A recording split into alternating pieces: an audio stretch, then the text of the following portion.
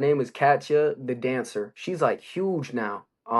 She's Yeah. doing shows dancing for people, but she was shaking hella ass on stage, bro, and it was pretty entertaining. I'm not gonna lie.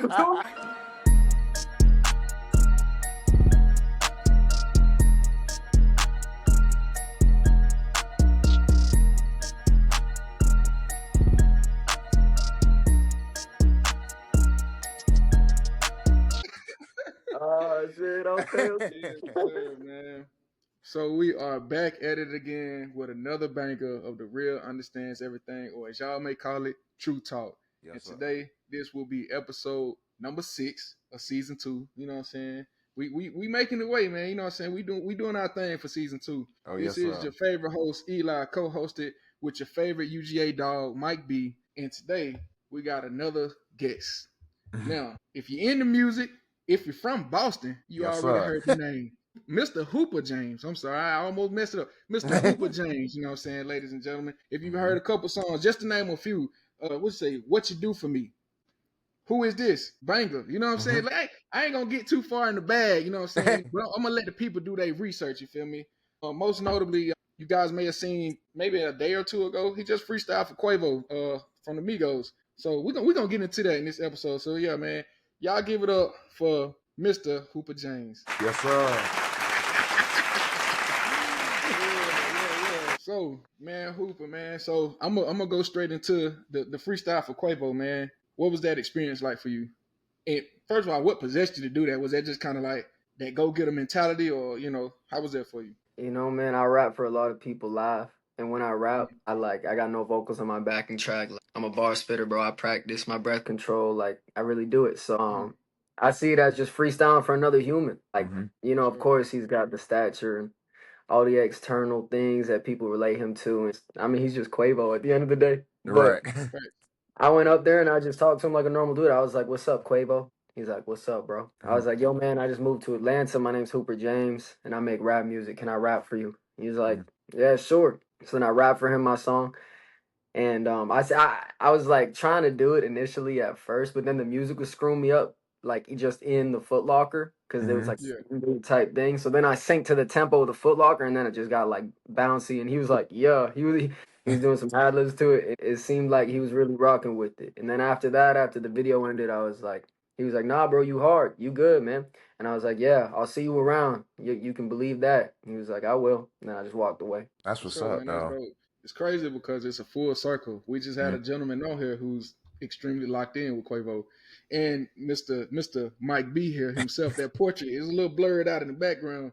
He actually Yeah. has a picture standing next to Quavo, man. He's a dog fan up there. Oh Yeah, Yeah. yeah, he had the In Georgia Bulldog. 2017.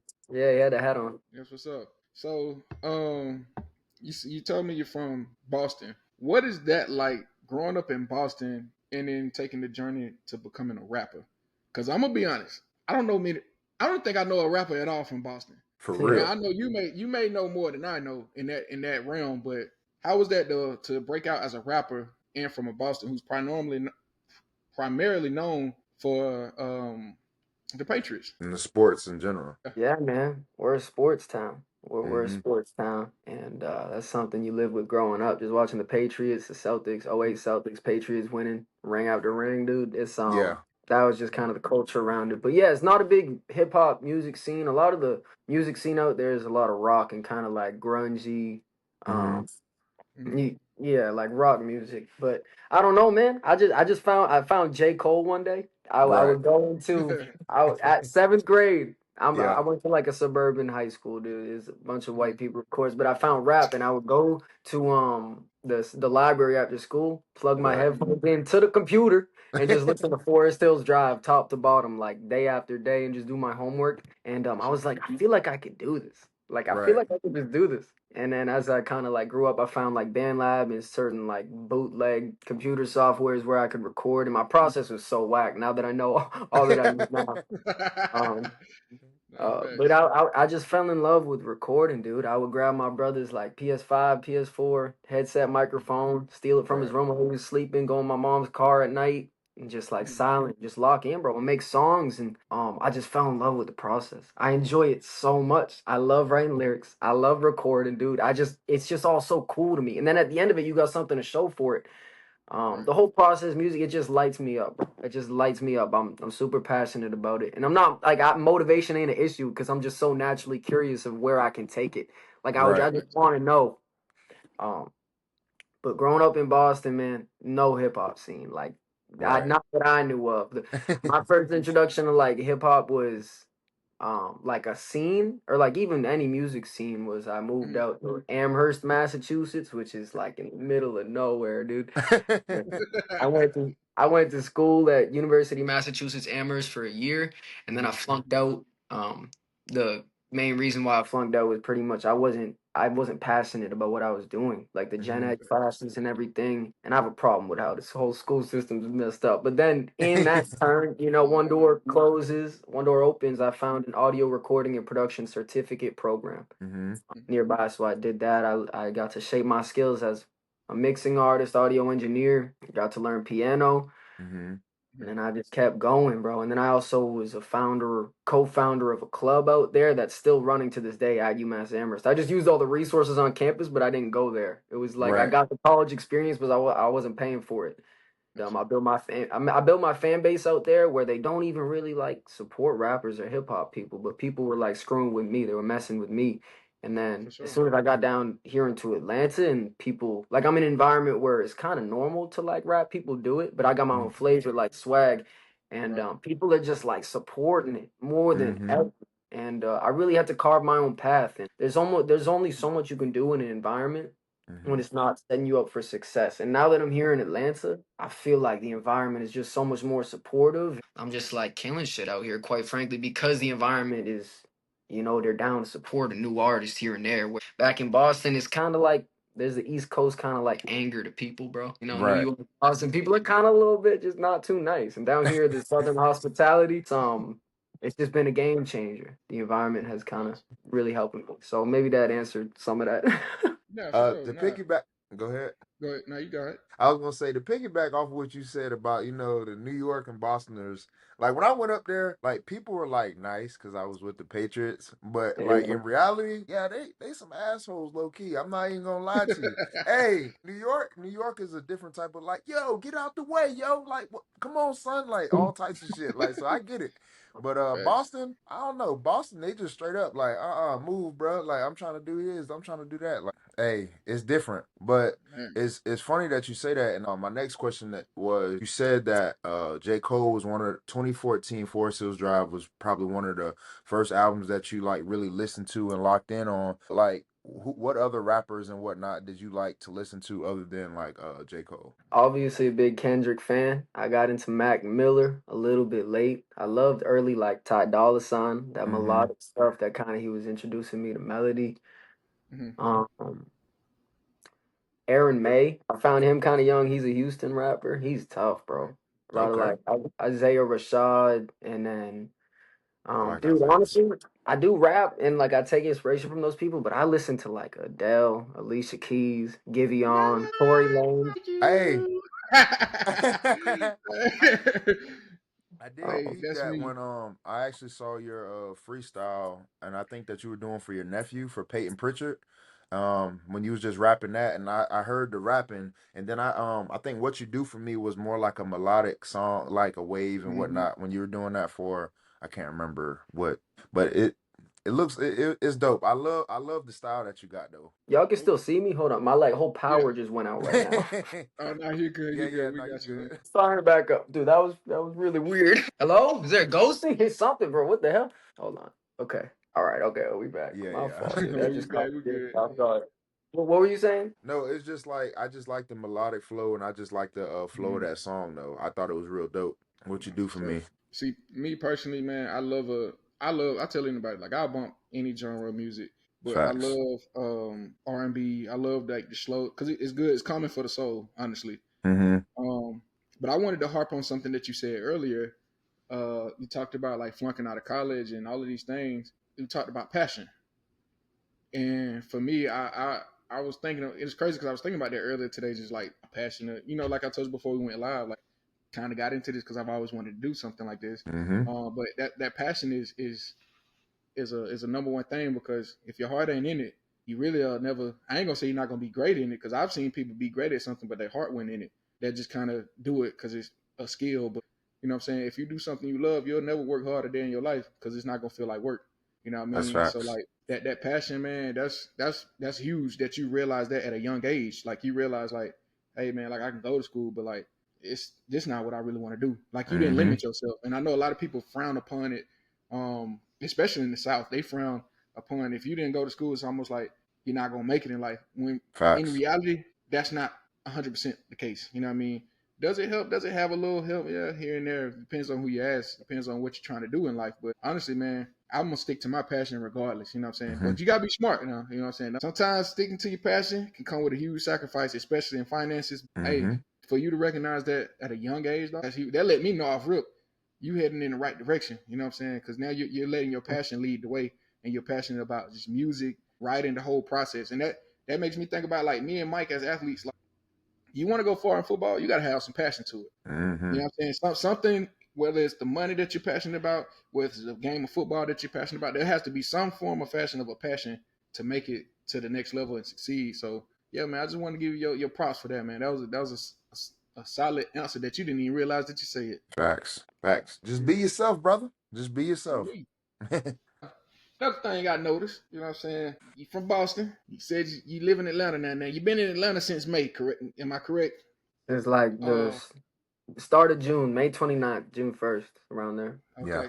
I can already hear it a little bit in your lingo now. I can hear it a little bit, man. Hey, let me tell you.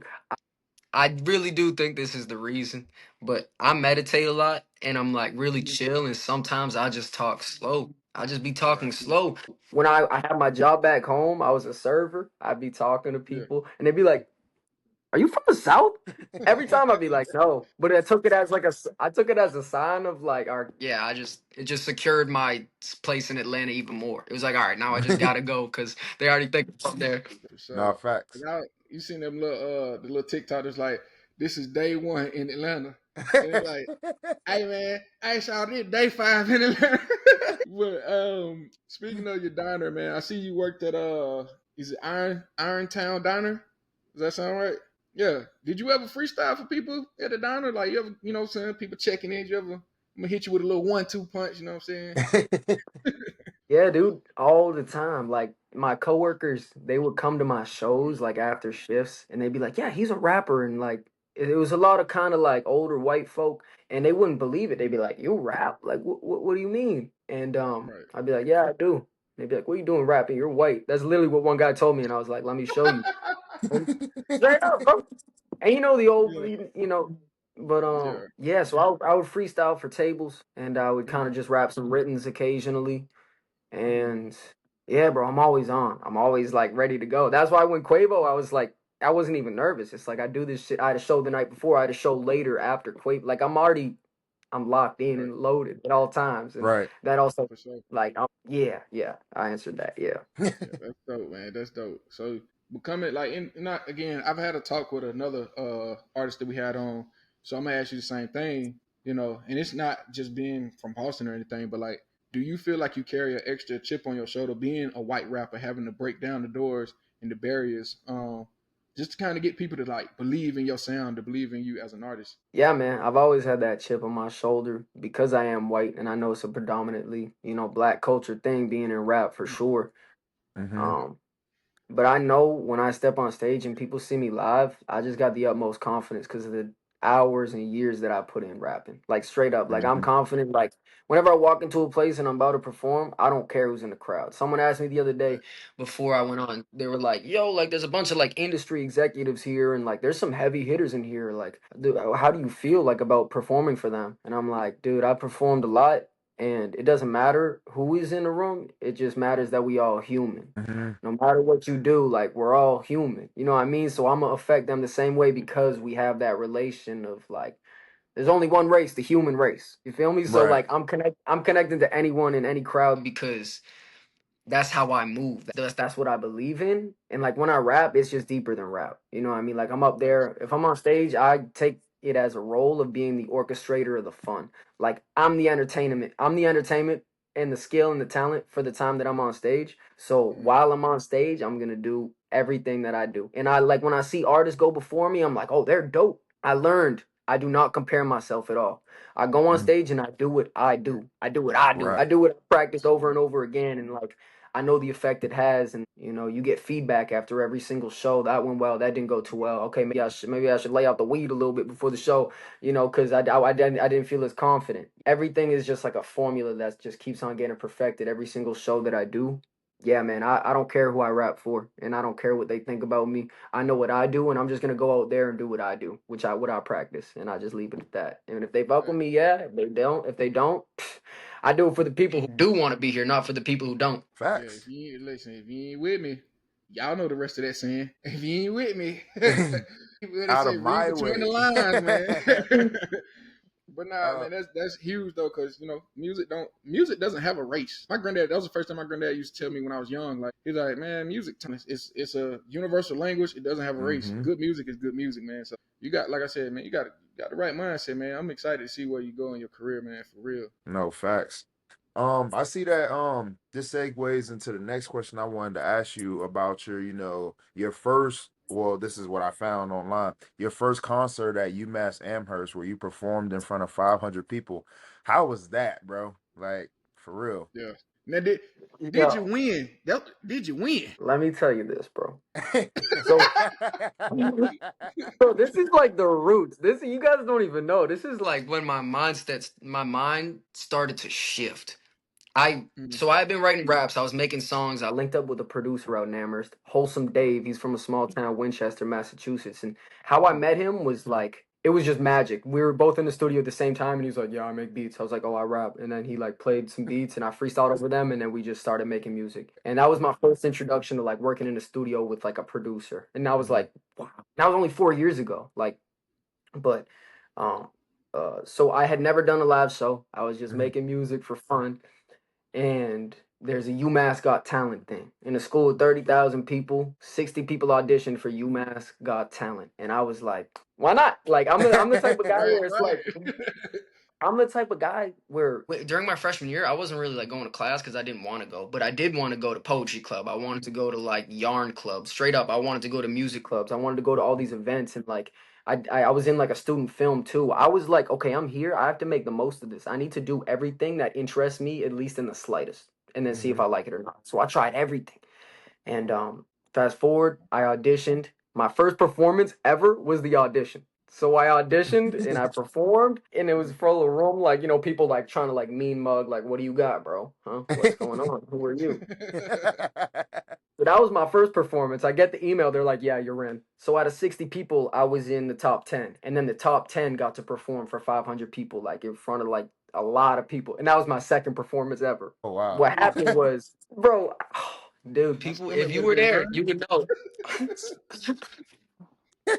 Oh, top 10, everyone performs. I did like a 10-minute set. It was just one audio file that I had like breaks in it. I think I did like the Macarena in it because I wanted people to like be engaged, you know? That comes to Right. like back to the point of being the orchestrator of the fun, you Hmm. know? And I incorporate that in different ways because I know these people don't know my music, but they may not remember what you say, but they're always going to remember how you made them feel. So I always take that to Facts. heart when I'm on stage. Maya Angelou said that.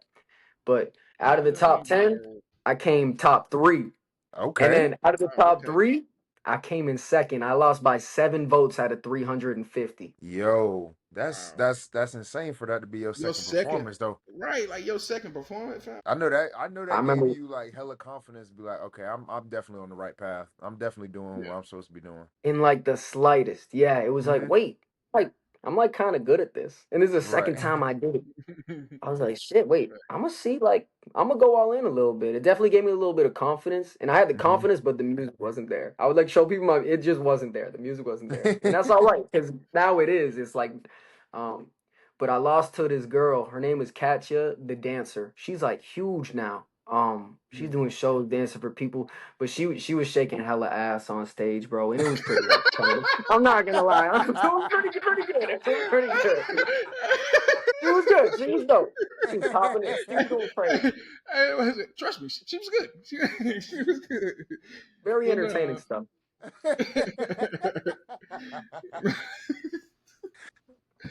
That's Hey, funny. boy, Google's right now. But Oh, But no, that's dope. as the story proceeds, I came in second. If I won, I would have opened for Jack Harlow, which would have Okay. been right. like the spring concert. So Mhm. year later, the fall, they got Trippie Redd to come to UMass Amherst. And Hmm. then they didn't have time to do the UMass Got Talent, or like it was an out of season thing. I don't know. But they remembered me from last year. So they called me because I was cool with all the university programming council people, because I would go to those meetings too, as like when I was like branching out and like, oh, I want to get, I would go, I know them. So I got a phone call one day and they were like, hey, bro, like, do you want to open up for Trippie Redd? And I was like, yeah. So that was like the first big one. But yeah, That's dope as hell. Okay. Man, what was that experience like opening up for Trippy? Like the crowd, like the set, like how was that? bro, it was nuts. I felt like I was so out of my league. I was like, how did I wind up doing this? Like, what the hell? My music, it still wasn't there yet. At least personally, that's how I felt about it. But I was on stage and like my stage presence was dope. I always had a stage presence, and then now the music is there, so it's like now it's like I feel like a lethal weapon. But Hmm. Right.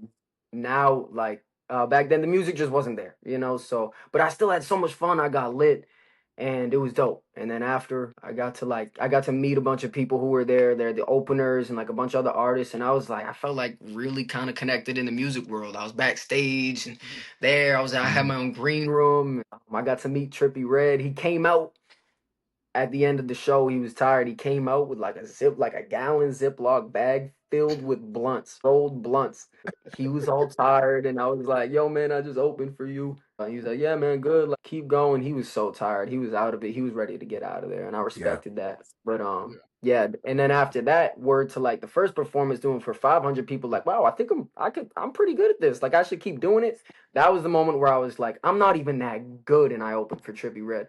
Like, I'm not even good yet. Like, I knew Right. it was he. I'm not even like, I just got to keep going. But it gave me like that push of like, shit, man. Like, you're already doing some pretty big shit, and you don't even Right. feel like you are where you like need to be. So yeah. That's dope, bro. And the open up for Trippie Redd, like you had the potential to open up for Jack Harlow, then Trippie Redd. It's just that's crazy. Like the timeline of events, bro. It's just divine timing. For sure. See, a lot of people. Let me tell you. So, like, if people that's been tuning in, it's no secret that I've spoken it a couple times. How back in 2021, I ventured into music. I've always done music since I was a kid, but Mm-hmm. I just kind of football was my thing. That was my passion. But I was also passionate about music, and I was like, I go to the league. I'll do music. I get into music somehow. Don't even know. Got connected to Boosie. My good people that's listening, if you know who Boosie is, just you know. And if you don't, just go. Well, yeah, man, he had a show. Never got to open up for him or anything like that. I was kind of backstage, uh, in awe, kind of like and seeing this how stage presence is, seeing how like he rock out a crowd. You know what I mean? And then a couple weeks go by. Now I'm at his house. I was like in my mind, I'm in Boosie's house. I'm looking around like, well, it look like a castle, but but I understand that feeling of like, not the opening because I never got to experience something like that, but to just see those artists that you may kind of grow up listening to, or just that you listen to in general. You know what I'm saying? That give you that inspiration. It's like, man, you kind of feel like you done made it a little bit, and you like, so for you to have two experiences where potentially you could have had Jack Harlow. Then a year later, you get Trippie Redd. And then it's like, dude, at this point, and I'm pretty sure in between that year time frame, you're putting out projects. You know what I'm saying? So that leads me into my question. What was your creative process like back then to put out a song compared to what it is now? To like put out a song, Yeah. Or just make a man, song. I would. Yeah, yeah. It's like it really is such a process. Mhm. Yeah. And so usually I gotta get inspired by like a beat or an Hmm. instrumental. If I can catch the vibe of it and like hit a flow, I'm like, okay, bet. And then put the lyrics in it. When I write Mhm. my rhymes, I like maybe now I'm kind of back then I would just write rhymes and see what sounded good and be like, okay, this and that. And I would kind of keep the same like structure, but now it's a Mhm. little bit more fluid and like Right. I'm talking my shit a bit more. So it allows for like different avenues to go where it may necessarily go off cadence or off flow a little bit, the one that I had previously, but then it'll catch on a different one where it's like, oh, that's where the vibe was headed anyways. But hmm, back then I would just listen to a beat. Wholesome Dave would send me beats, man, and I would just write to them. And I get in the studio and just do exactly what I wrote. And then like I would get swaggy on the ad libs and try to like be in the vibe for those.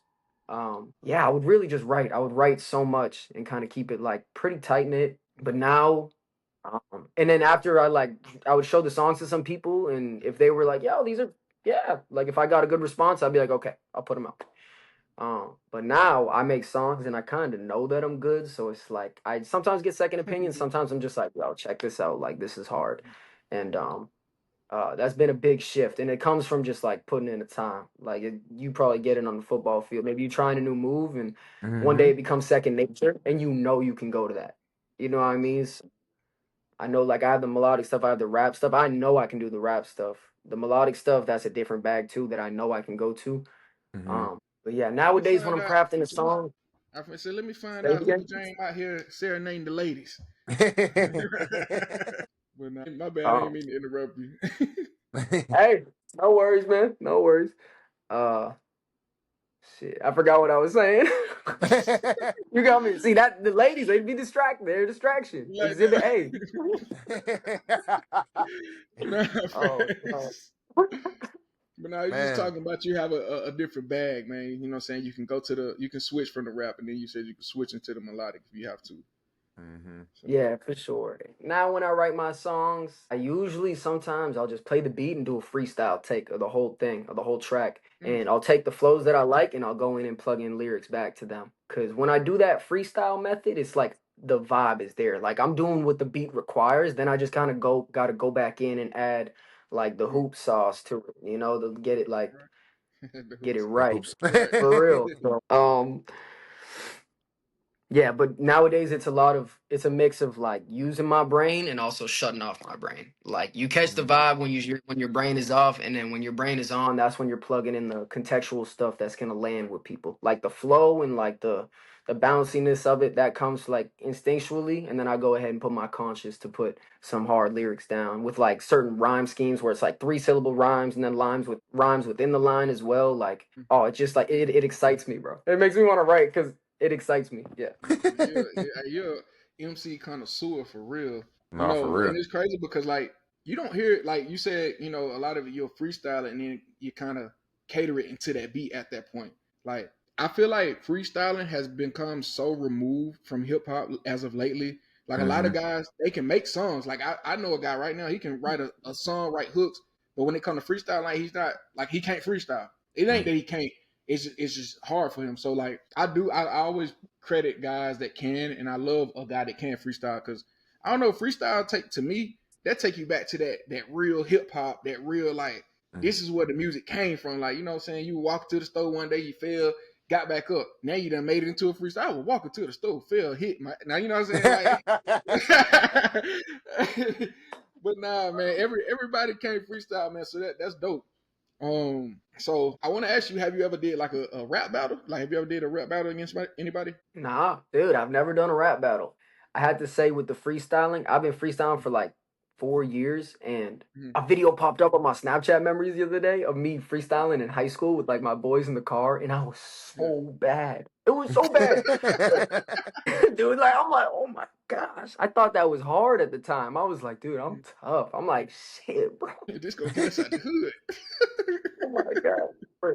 When I had got to college, one of the things that I got into, I loved freestyling with the homies. So I actually did start a freestyle club at UMass Amherst, and I did it for the for the 3.5 years I was there. Every single Monday at 7 p.m. in Bartlett Hall, me and the homies would freestyle, and we get new people each week. I'll promote it, put flyers up, post on my socials, and dude, like and that was just a set time we had. Sometimes we meet up on the weekends and freestyle more. Like Mhm. I had a freestyle group of people. Like we'd hang out just specifically to freestyle. And Mhm.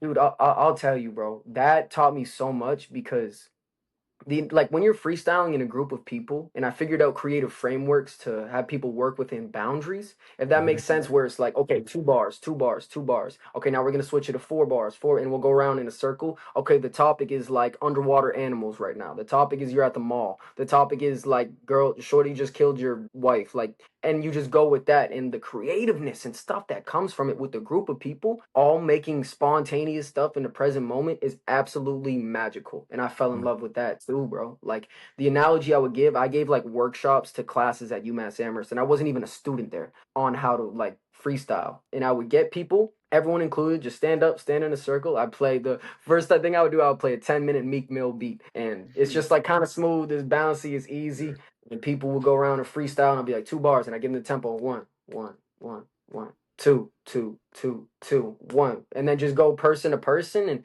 I'm like, guys, just shut your brain off. You got to realize, like, it doesn't matter if you have flow or rhymes. All that matters is that you say something. At the end of the day, it's just sound coming out of your mouth. So Right.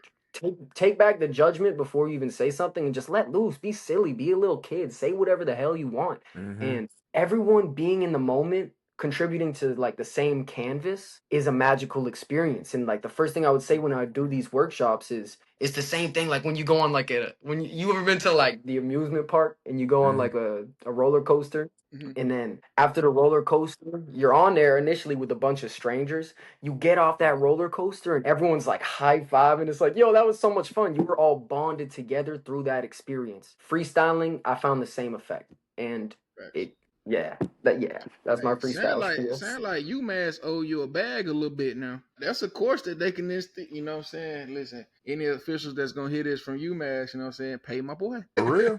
He Pay my was boy. still there teaching. He was a You teacher. feel me? We teaching, man. It's a Professor James. Hey, my boy. Yeah, thanks. So I want to ask you too, Hooper James, is that your government name or is that like a rapper name? Like where did that come from? It's my real name. That's what my parents gave me. Okay, I like that. It actually got a ring too, Hooper. I like the name. Like when I first, I ain't gonna lie, when your manager reached out to me and said Hooper, I'm thinking he talking about an athlete. Like who he hooping for? You know what I'm saying? But nah, but nah, I like that, man. It's a lot of marketing ability, marketable things that you can do with the name Hooper for sure.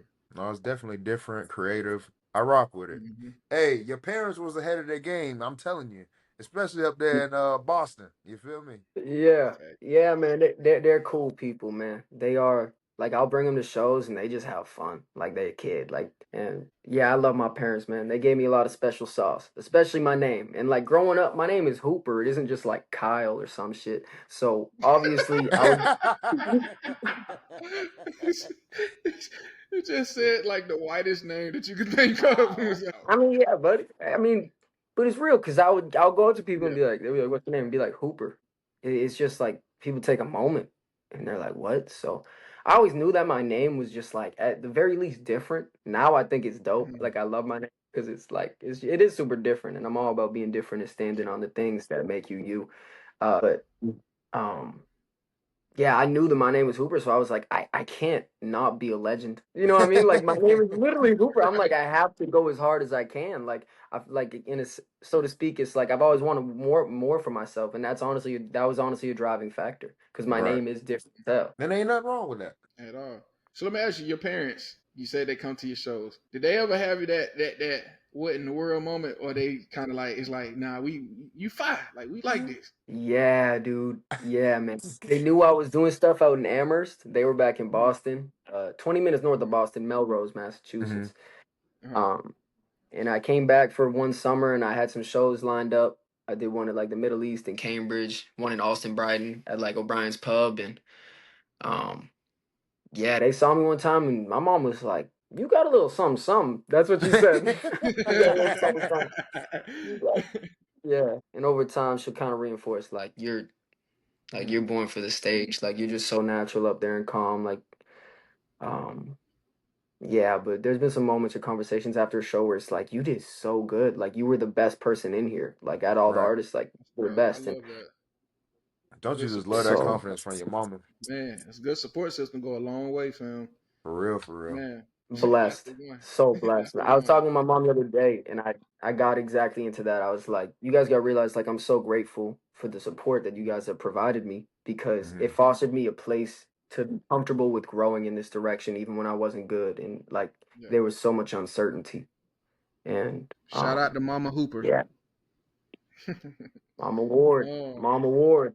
Hey man, y'all yeah. come through. If you're ever in Boston, well, my Mama Ward, she cooks up M&M pancakes Sunday mornings, and we listen to Michael Jackson. Hey, I've never had that. had that. I've never even heard of that. So with me being the big back that I am, I'll be there. I'll be there.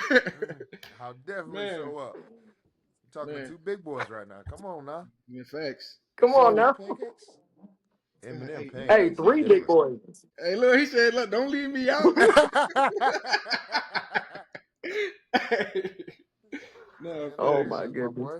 For So sure. how does that, you open up or you get a chance to perform in front of your school, you open up in front of Trippie Redd, and now you going through this phase now where like you're signed or you have a manager, you're getting booked for shows. How does Mm-hmm. that feel to know that like, dang, Lil Hooper James, man, freestyling at the diner, freestyling in college, to now you're getting booked for shows. Dude, it is just a testament to my natural curiosity of how far I can take this and how much I truly love it. Like I just enjoy it so much. Like throughout college, it was like I'm alone and all I wanted to do is the things that I wanted to do. And not in like a cynical sense, but just like I only do the things that bring me fulfillment on and Mm-hmm. off the stage. Like that, like I go out in nature a lot. I meditate a lot because I like doing those things for me. Like I write raps because I like doing those things for me. Mm-hmm. And it's just a testament to being able to stand on business of what you love to do and not let society, creep in. And it totally does, dude. I've been rattled. I've been rattled. I've gotten hella hate. And I tried to grow in an area where the environment wasn't suitable for what I was trying to do. And like I said at the beginning, now that I'm in an environment that's suitable for what I am trying to do, it's just like, bro, cosmos. It's going galactic, bro. It just feels so crazy. But it's all because I just continue to do what I like to do, like every single day. And there's also Right. things that you need to do what you like to do, like making my money and working at Irontown. And but that turned into an opportunity where I grew my following even more. So just Right. it's making it work. If that's what you want to do, just like continuing to do that and living in the moment and having the intention of like, okay, that's the bigger thing I want to do, but what can I do in the present moment to make sure I can get one step closer to that? Right. Yeah. Yeah. There's a saying that they say in the South, probably all over, honestly. But you let your 9 to 5 fund your dream until your dream funds your life. That's Facts. woo. Clip that, chat. Clip Clip it. Clip it. that. What do the girls do out here? They all do Oh that. yeah, they They do clock that. it, clock it. I never heard of that, bro. They be like Hooper rapping, clock it. Clock it. My sister be doing that, bro. I'll be like, bro, I Bro, don't know what the hell you talking about. yeah, But mine I too. don't get it. that brings me to my next question though. Like, I know you from up there in Boston, and then you coming down to the South now. I had some time in Atlanta, and my boy Eli here is from Atlanta. So is it a big culture shock? I know, like, in the rap scene, you definitely get more support in Atlanta, but like, how is it? Well, as far as the food, what you seeing on a daily basis, just everything. You feel me? Like, Mhm. what's the difference between Boston and down there in Atlanta? Say what's Hey, up, bro, the twin? first thing, the- hell yeah, twin. Hell yeah, twin. They say it much cooler than I do. They say it much cooler than I do, but oh, dude, one of the first things I noticed. This is just the first thing that comes to mind. Give me some space. Give me some rope here. But you see, like a group of girls in Boston, there might be like one that's like pretty bad, and then the rest are like out here, bro. You see like 4 or 5 groups of girls, and they all bad as hell, dude. That's something that. That's something that. It's true, bro. It's true. It's true, dog. Hey, Hey, we And get they it. all hey, Hey, it's True cornbred. Talk. We're on True Talk podcast. I gotta Hey, speak my listen, truth, bro. I feel hey, listen, and they all It's cornbread fed. yeah, Listen, man. Yeah, dude. Yeah, dude. But yeah, no, but people out here are just beautiful in general. And then also, the clubbing out here is much better. The rap scene, the food is good. Everything's cheaper and open later. And like my sleep schedule is, I'd be up late, making music or doing whatever. But I don't know when I refer to the culture and how I feel here and what I've noticed, it's like a little bit of slower pace. I'm a pretty Mhm. slow, chill guy at heart, man. it's something that I can just get behind. I really love it here, and my heart feels good here, and my soul feels good here, and it's like the motion and the momentum of just like my feelings here are they've just been quite high, and I've Mm-hmm. noticed that to observe that. I love the culture, man. And even though I like kind of stick out because I'm like white and the things that I'm going to, I just feel like really at home in a sense. 'Cause it's like I know what I bring to the table as well, and I know what I stand for, and I feel like it's just much more accepted here. For Right. sure. That's what's up, though, bro. Man, hey, That boy listen, loving the A. That boy loving it. man, Loving gotta it, get bro. in the A like Gunna say. What The good thing though, man. My bad, Mike. What you gonna say? I was gonna say, that boy feel like Future. How's it feel being an A? Sensational. Man, sensation. The crazy. It's crazy how the world work and how the stars align. Mm-hmm. You're in my city. We got connections, man. So we gonna, like I said, you gained a fan coming on the True Talk, man, because we've had producers come on here, prominent producers. We have a prominent engineer that's been on here. We have Facts. artists that's been on here, and I can point you to a plethora of features and people that we'll tap in. You know what I'm saying? Which this leads me to my next question of how did you connect with your manager Nathaniel? I see that he's a part of like the Grammy voting. You know what I'm saying? Like how did that happen? Was you like at a show? Like you know what I'm saying? Did you reach out to him or like Mm-hmm. how did that relationship build to where it's at now? Yeah, man, Nathaniel is just like a super smart, intelligent, caring, good dude.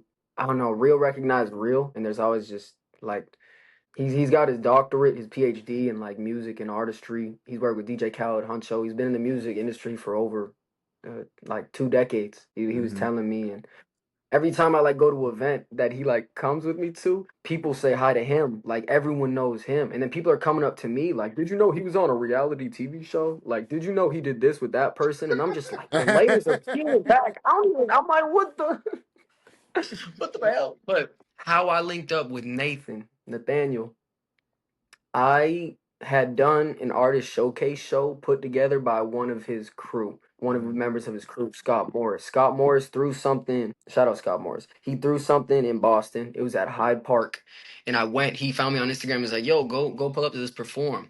And I had won that event. There was like 20 or something, 30 artists, and I won. I got the like free mic drop, and then I was talking to Scott Morris, and we on phone. I was like, "Yeah, I'm moving to Atlanta though." He's like, "Oh, bet I got stuff in Atlanta." So I think the second week I was in Atlanta, he had me on an artist showcase. I pulled up, man. I made some good connections there, and he talked about Nate before. Nate was in the back, like the stage, and he was kind of in the back, just like observing everyone being there, being fully present.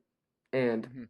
I just knew, bro. I was fully locked and loaded. I had a good day. I'd raised my heart rate. I'd meditated. I was just like, I was so prepared. The music was locked. So I went up. I did 2 songs, but like before I got on, everyone gets on stage and they're like, "Make some noise!" Like, "What's up?" It's like I don't usually roll like that when I get on stage. I come Yeah, with the vibe I carry in that moment. Like if I'm Mm-hmm. right. chill, I'm just like, "Hey guys, what's up?" Instead of like making them come into my world and buying in, I give them the opportunity for them to buy into me, where it's just Mm-hmm. like, this is what I do. If you like it, you like it. It's your choice. And instead of being like, make some noise and telling them, I'll always ask them, like, yo, like, the theme of this song is not caring about what other people think about you. Could you guys make some noise for that? And often not. They're like, yeah, woo, I can make some noise.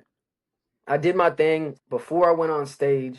It was quiet, like in like a club too. Like it was my time to shine. I just went up to him and his buddy, and I just dabbed them both up and looked them in the eye. I was like, "What's up? What's up?" And then I went up there and I performed. I did my thing, and then after he was just like, he called me over. I went over to him, and he was like, "Yo, bro, let me get your number. Like we'll be in touch." And then that was the birth of my connection with Nate. That's dope, man. I wanna It's that. go Go ahead, ahead. Eli. No, I was just gonna say, man, it's that aura, man.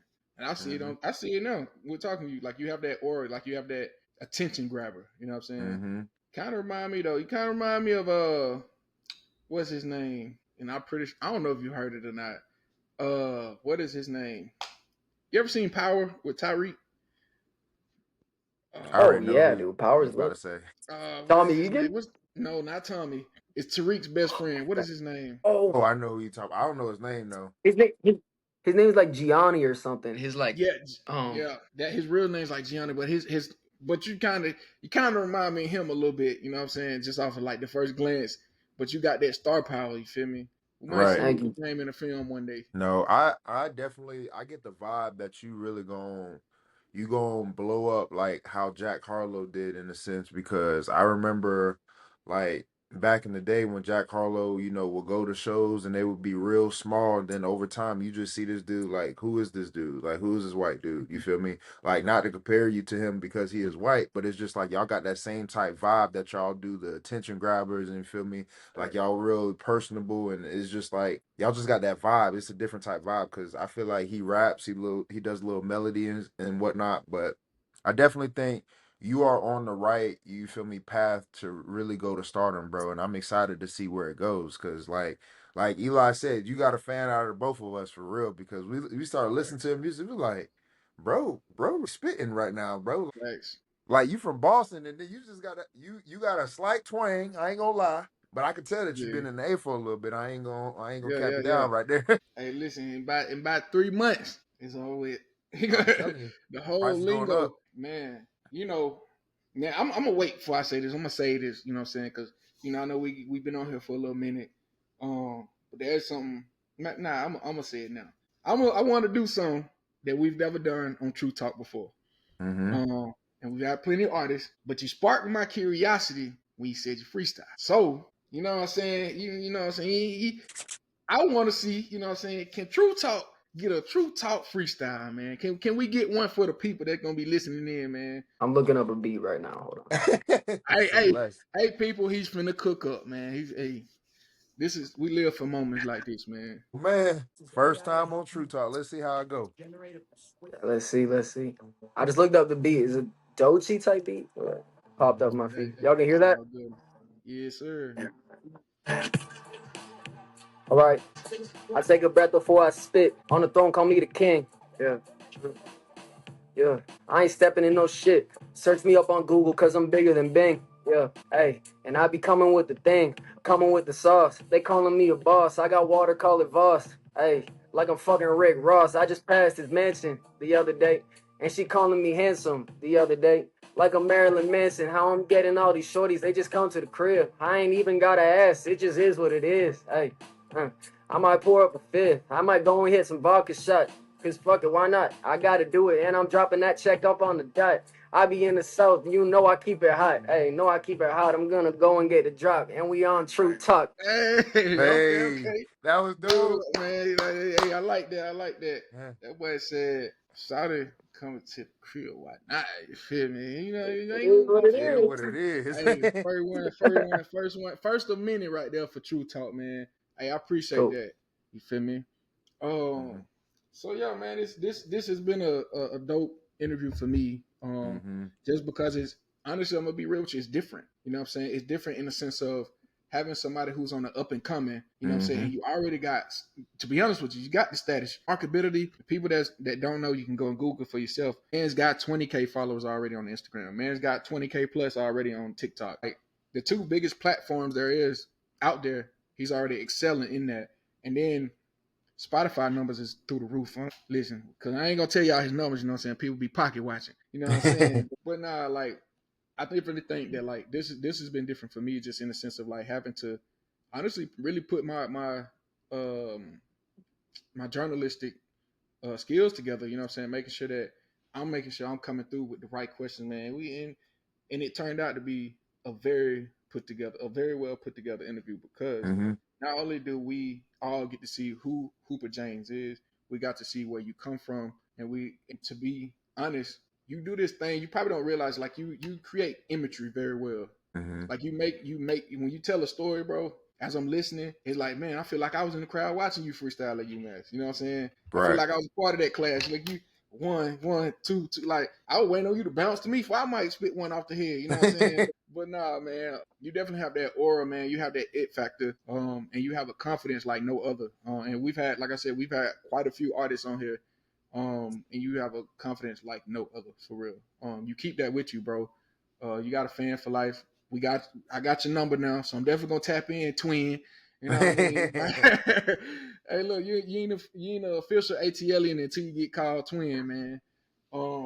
But yeah, man, whenever I'm in town, man, or even if I'm not, or if you ever come to Athens, now that's another. Like I said, This is connection. Talk about expanding your fan base. Mike B, UGA, Facts. 95,000 people. Come on down to Athens. We know some venues, you feel me? So it's just like, keep putting in that work, bro. I definitely appreciate you coming in. Shout out to Nate for making this happen. And again, man, you're a 101. Appreciate the freestyle, dog. Dope. Nah, for real. Like I said, the first of many. Any artist that hear this, just know, don't come on here if you ain't ready to freestyle now. Hey, look, we freestyling everybody now, man. Hooper James got it started right, man. You know what I'm saying? And then before I go, one last thing before I go, or before we go, I want to know. I guess it's two things. One, give me 3 dream features that you want to work with. Okay, Mm-hmm. and then the second is, because I meant to ask you this earlier, is give me 3 to 5 people that you've been able to work with and or have like produced music with. All right, 3 features. Um, Mhm. I can do a live and dead, like Don't matter, anyone. live or dead, anybody. J. Cole, Mhm. Mac Miller, Mhm. Alicia Keys, That's Pause. big solid. time. Let's pause right there. And, A lot of folks don't yeah. just say Alicia Keys. That threw No, me for for a loop. real. That threw me for a loop. I like that. I'm a huge Alicia Keys fan. You know what I'm saying? I used to say I was gonna get married to her back in the day. You know what I'm saying? She made it unthinkable. Hey, I used to be singing in the car like, hey, watch out now. That's my wife. Okay. hey. Nah, bro. I just had the biggest. I've always had the biggest crush on her, and the fact that she can sing the way she does. She got the soul. Like you watch her do a live performance. Like she's done stuff with the Grammys, like in New York Times Square. Like, dude, she's just different. She's just on a different level. She's been doing it since she's like 14. Like she's had a deal forever. She's just one of them ones. But yeah, definitely one of. And then you asked who have I already worked with? Yeah, like who are some people that we may not know that you've worked with? That's what I meant to say. That we may not know that you've worked with, or some that we do know that you had some like hit songs with. Yeah, man. I got a track. His name is I'm Drew. He's from Mhm. Fort Lauderdale. We made like an EDM track. Dog, this shit is banging. Every time I send it to someone, it has some like special like thing around it. They're like, yo, this is a banger. So I got a track with him. I got a track with my buddy Luwop. He's from Cleveland, Ohio, and he's popping out there.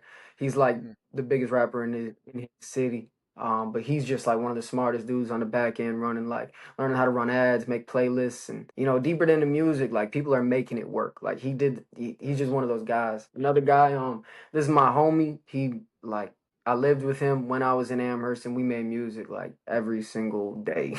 And we have an EP together. The EP is inspired by like that Pharrell Timbaland sound, but his name is Louis LaFlamme. That's my like brother. He taught me so much sauce and like brought my artistry to another level, and that's Mhm. just my homie, and it's like one of the most talented people I've like ever played with. And when I did the audio recording and production program, I got thrown into the piano. They were like, "Yeah, play piano," and I had to learn from scratch with people who've been playing their whole life. He was there helping me. He was there helping me because he played bass and he played guitar, and I was just learning under him, bro. So much sauce I got from him, man. He's just a real one, and he's my homie. But yeah, those 3 people, really cool, I guess, man. That's what I got. For sure, man. That's dope. That's what's up. That's And like dope. like I said, man, if we listen, I fly back and forth to Atlanta quite often.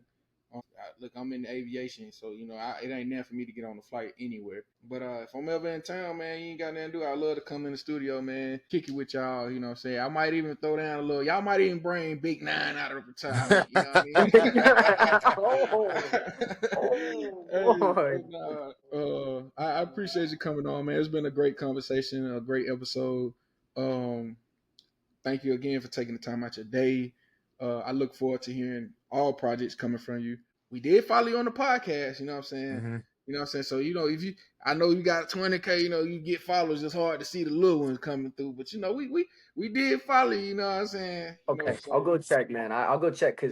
because Nathan told me he was just like, yeah, you got an interview this day at this time. That's all I knew. That's literally all. I didn't know who was what or what was happening. I didn't even know the name of the podcast until when you guys texted. Mhm. But hey, bro, for real, come down to Atlanta when you're here. Send me a text. We'll get you in, bro. Like I'm in my studio right now. It's in my crib, and bro, we just have fun. We can freestyle. I can walk you through it a little bit. We can have fun. The more, the merrier. And Yes, sir. So, yeah, man. Yeah, dude. I'm down for yeah. whatever. That'll be All right, dope. man. That concludes the season 2, episode 6 of The Real Understands Everything. Again, y'all give it up for Mr. Hooper James. If you don't know, now you know. Y'all make sure y'all tap in with his new project. He has a new song out called Honest, I believe, where he's on there keeping it honest. But y'all tap in with Hooper James, man, a phenomenal guy, as you guys can see, and a great artist, very personable. And like we tell everybody, once you come on True Talk, you got family member for life. Hey, when you blow up, we're gonna bring you back on. You're already blown up in our eyes, you know what I'm saying? You're on the right path, dog. You got a great No head on your facts. shoulders. So I got tons of respect for you. I know Mike B, tons of respect for you, No man. facts. And that is how we are going to end this thing. Y'all keep tuning in every Friday. Hey, we coming banger after banger, man, where we having more real conversations and raw emotions here at True Talk. And that'll be it for us today.